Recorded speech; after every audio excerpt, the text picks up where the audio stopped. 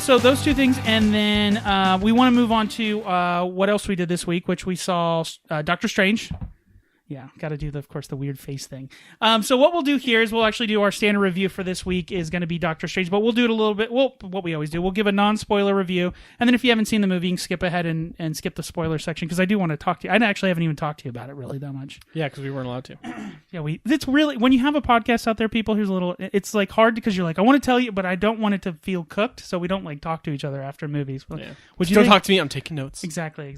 So let's talk about Doctor Strange. Obviously, this is the 14th movie in the Marvel Cinematic Universe. I think something like that, yeah. Yeah, we're down the rabbit hole. No pun intended on this. But it stars Benedict Cumberbatch, Rachel McAdams, and it's obviously... Tilda Swinton as the Ancient One? Yes, and it is a... Mordo's name, though. Oh, God, I know his name, because... anyways. Starts with the knee. Anyways, it is about a famed surgeon who gets in an accident, and then... travels to, where was it that he traveled to?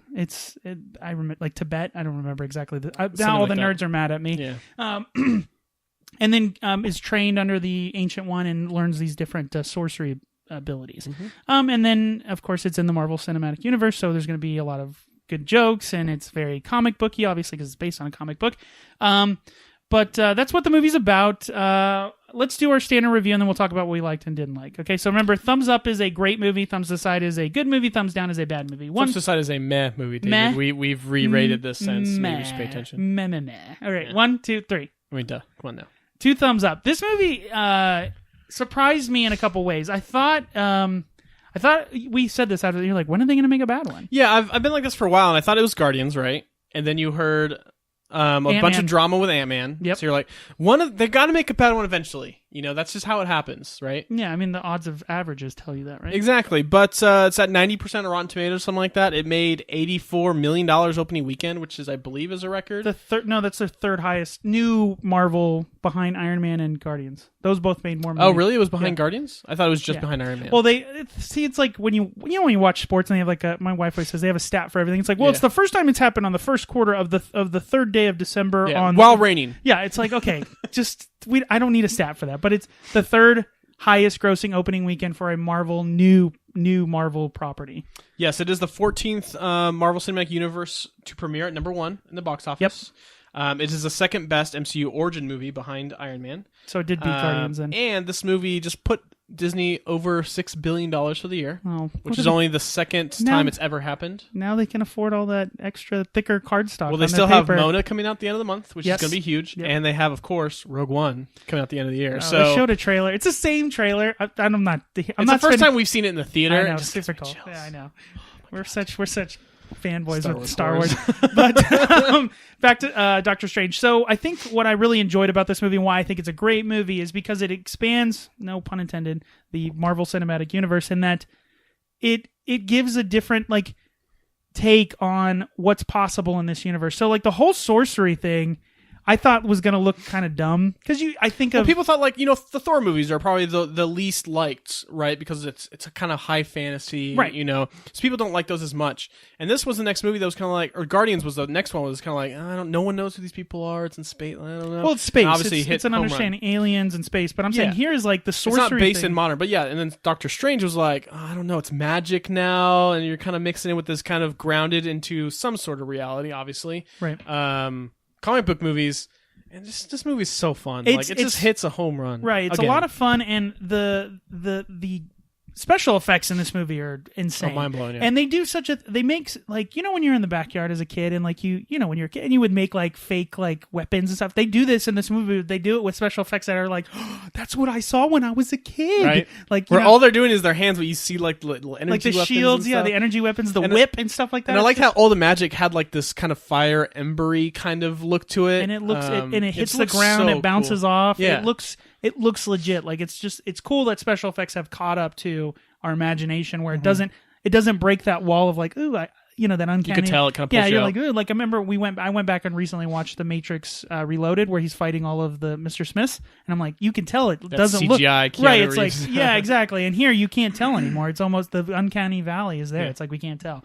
And even when they're showing, kind of spoil it. When they're showing other dimensions, we'll say that in the movie, you're still like, wow, that looks great, Yeah, at no point does it feel like, okay, now we're getting into like the weird cartoony version of Doctor Strange, because it does obviously deal with like teleportation, it deals with magic, it deals with multiple dimensions, it deals with time travel. There's lots of other things that it actually deals with that a sorcerer could do, but it's also grounded in this cool like Tibetan like dingy temple, learning in like the high mountains of the snowy mountains. It really does a cool job of taking that two different kind of ideas, like the samurai and the ninja warrior up in the mountains, and then you have the sorcerer magic thing going on, the monks kind of thing, right? I love when you have genres like, what my biggest thing is fantasy or high fantasy in Wild Wild West. I love when we do that. That's one of my favorite things. So here I'm like, cool, let's take these two cool kind of things that don't make sense together. They're a lot of fun separate and smash them up together, and it's awesome.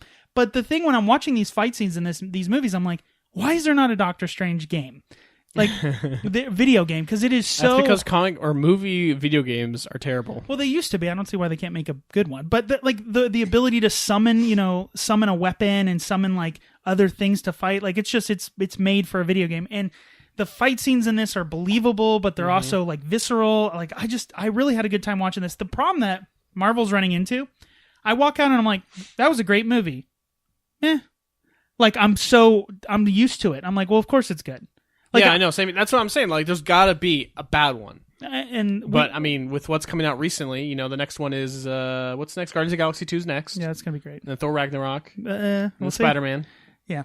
And they just all look like home runs. It's like, come on, man, make a bad movie already. Well, it's kind of it's like the axe falling. We still have our bet too, David. Yeah, I say DC will make a movie over 80% on Rotten Tomatoes before Marvel will make a movie under 30. I don't know. I think it was certified fresh, which is 61. Okay, wow. Or did you? I think I went higher than that because I wanted like a good movie. Yeah, a good movie. Yeah.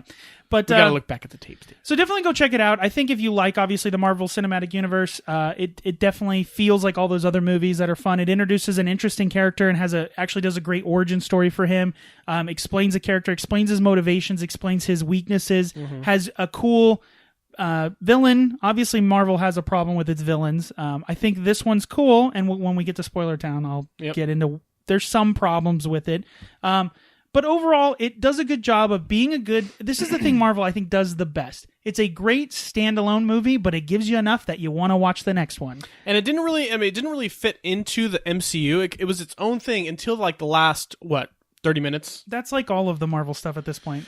Well, no, but I like that. I like that from the very beginning. It's not like, oh yeah, there's all these stones, and there's this freaking glove, and there's this big purple guy. Yeah. And I like that it's its own thing until it needs to kind of fit into the... But that's what I'm saying. They don't rely on the crutch of, hey, all those other things you like? Here's something else that's in that universe. It's like, no, we're just going to... It is in the universe, but we're not going to like point a flashing light at that. Yeah. We're going to give it its time, give it the ability to have its own space and tell an interesting and a great story. Because again, I'm not a huge Doctor Strange comic book fan. I read a couple as like a kid, but it was always like, is there something else in the box that I can read? Like, I don't want to read Doctor Strange. He looked older, and he looked like more of like an adult. And plus, he was a doctor, for God's sake. I'm like, I'm never going to be a doctor.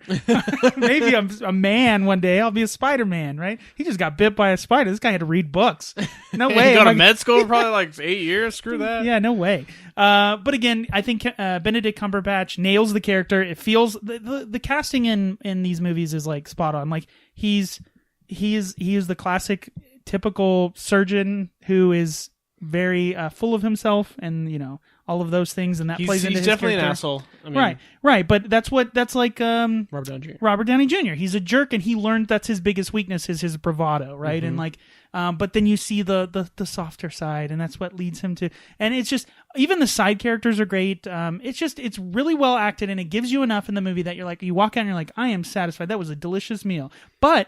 Can't wait till I see the next one because it sounds like they're going to wrap in some more stuff. So, and don't forget to wait. Obviously, if you're going to go see this movie, there's 2 end credit scenes, just like every other Marvel movie these days. So wait for the mid one and the end one. They're both important, I think. Yeah, they're both interesting. Yeah, they would both do something interesting. But speaking of end credits, let's just get to Spoiler Town. If you have not seen the movie, go do something else. Come back. We're probably 10 minutes on here, and then you can come back and listen to this. If you've seen it though, good on you. Here we go.